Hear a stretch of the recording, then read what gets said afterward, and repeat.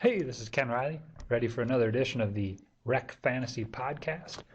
I've got my Coors Light, I've got my AP jersey on, I'm ready to go. I think we're going to cover the how to set your lineup this week.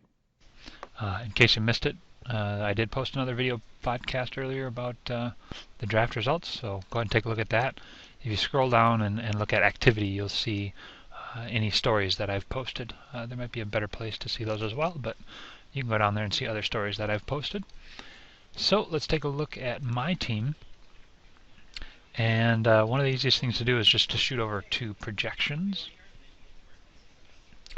And if you want, you can just strictly go off the projections that are done here. Whatever NFL fantasy experts have entered as projections, you can just follow that.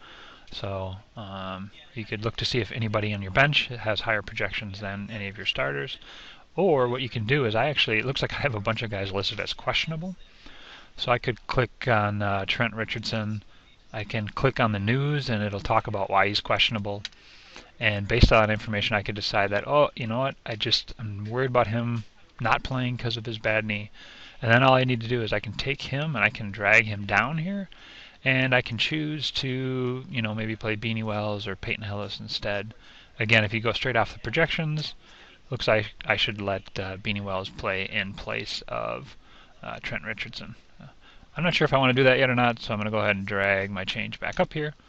So I've got Trent Richardson. But that's how you can change your roster and submit your changes with the button down here. Let's look at Black Betty's team as another example.